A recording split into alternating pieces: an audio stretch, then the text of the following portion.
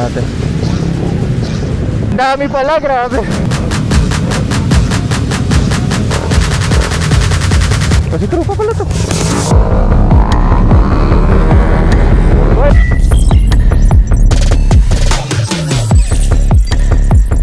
What is going on mga cutie pies? Joe Moto here. Alas 8 na ng gabi dito sa may Clark International Speedway.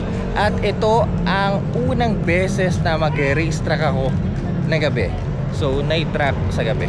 Ito rin ang unang beses na gagamit ako ng small cc sa racetrack. Scooter.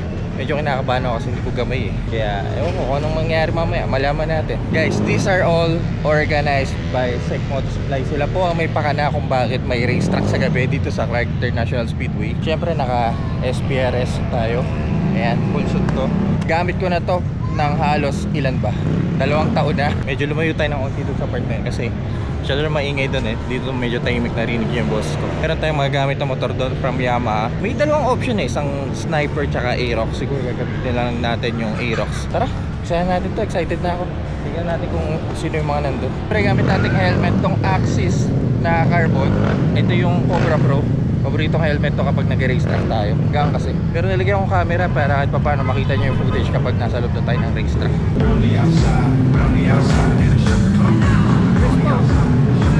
Pwede pala yun?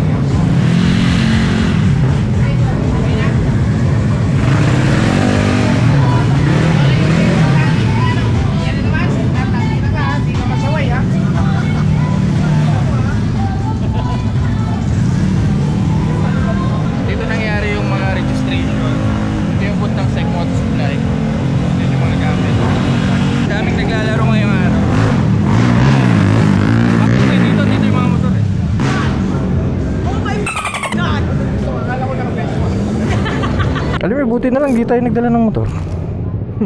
Kasi marami palang pwedeng gamitin dito. Ilang Aerox to. May sniper pa dito. Boss, pwede na ba? Pwede na? Ayun pala. Buka natin. Dami pala, grabe. First time ko mag-racetrack ng ganito karami sa loob. Kaya first time ko dito sa small truck.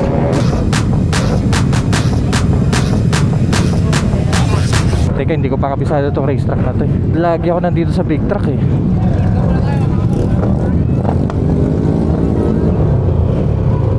Okay din ah. Masaya rin ah. Buta ang dami yun.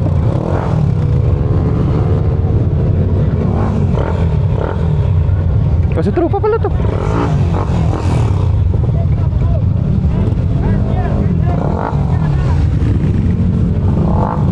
Alam niyo, okay din no? Hindi mainit na racetrack. Grabe yun oh.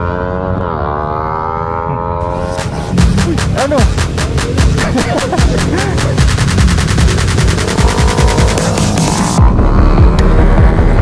Uy, ayan oh. Maramdaman muna natin yung racetrack.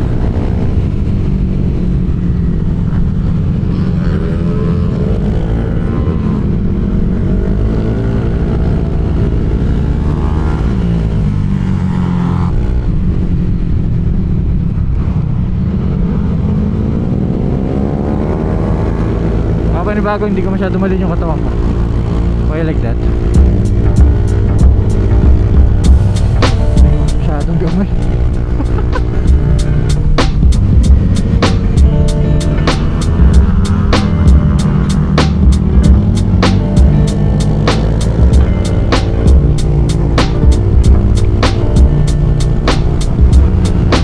Hindi ako masyadong makaporma sa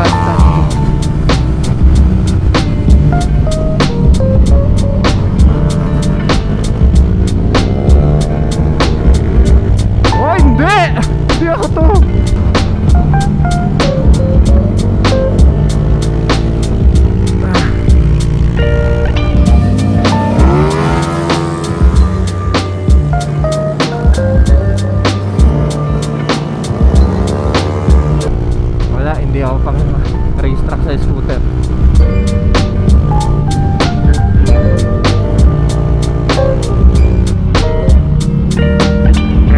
Oh, what?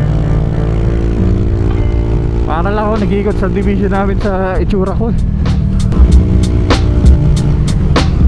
late break tayo. Pero nagagawin ko na siya.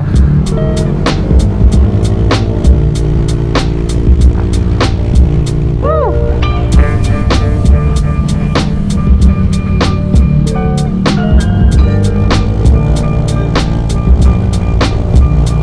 Yun, no?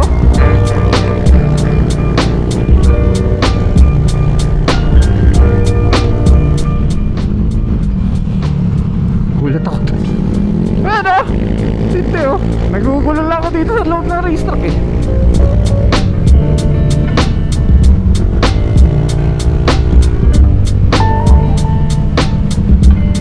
Pero masaya dito sa small track, ah.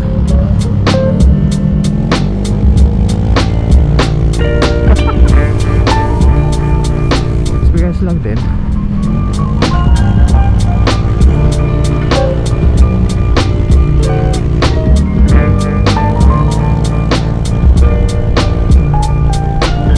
Wala.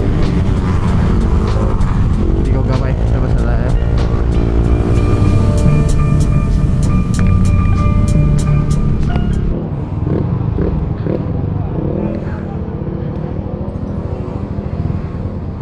Ito kaya mas makakapag-form kaya ako dito. Wala akong proper coaching sa scooter eh.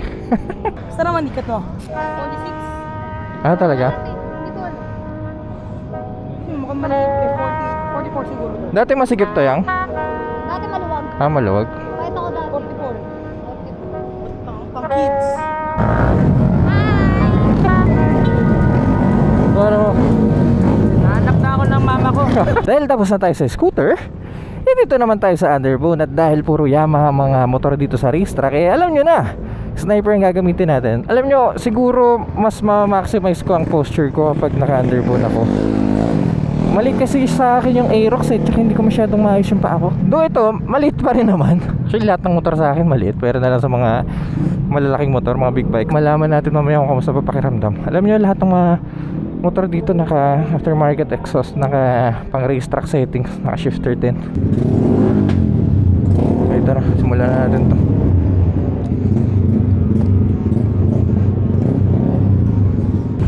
Yun, mas okay to.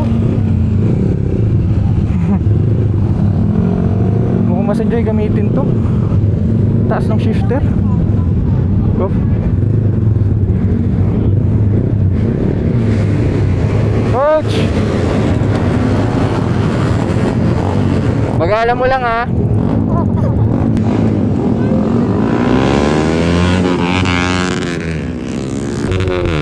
Yun! Kamay ko to.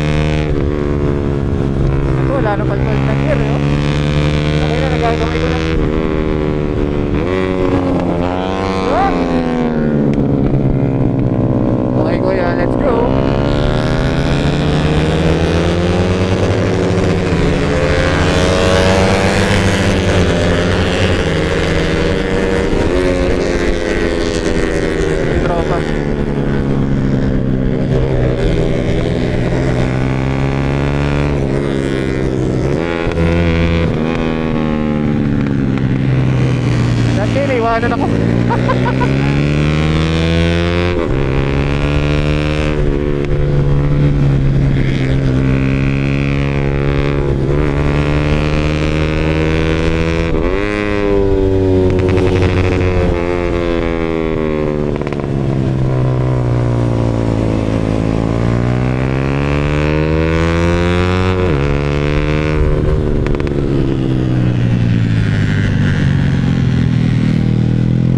Yun.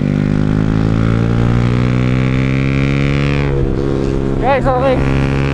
Sniper approve po, masarap.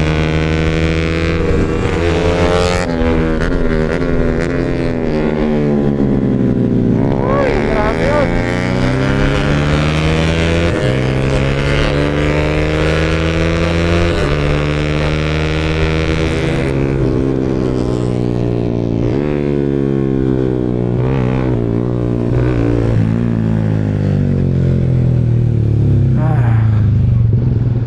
Okay na.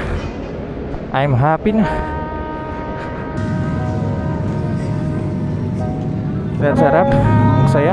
Sek Moto Supply, maraming salamat po sa night track. First time. Thank you. Punta kami. Punta akong Baguio. Diretso namin Baguio. Thank you, boss ha. Thank you. Kailangan nating umalis dito sa lugar na to at anong oras. First time kong mag-racetrack sa small track, first time kong mag-racetrack ng naka-scooter, at first time kong mag-racetrack ng naka-sniper, naka-underboot. Nilalayo ako dito, masyado mapula yung taillight eh. At ngayon naman, dediretso tayo ng Baguio kasi dito na rin lang tayo. Eh bakit hindi tayo magliwaliw sa Baguio kasi malamig, diba? Mag-ikot kami, scooter gaming, pero Baguio naman. Relax na to, tsaka magandang view. So yun, abangan nyo. Pasensya na guys kung hindi tayo masyadong makapigat dito sa loob ng racetrack kasi sobrang naninibago ako. Pero kailangan natin ng proper coaching tsaka practice para maging katulad din ng iba. Pero iba tama kapag sport bike talaga eh. Tapos big track, yun talaga. So abangan nyo yung Baguio ride namin mga K-Device. Kaya kung nag-enjoy po kayo sa video na to, kindly leave a like at kung mahilig sa mga ganitong content, huwag kayong mag-alala dahil nasa tamang channel kayo. So make sure to press that subscribe button dyan sa baba. Masyado nang madilim sa part na to. Kaya mga K-Device, see you po sa next content.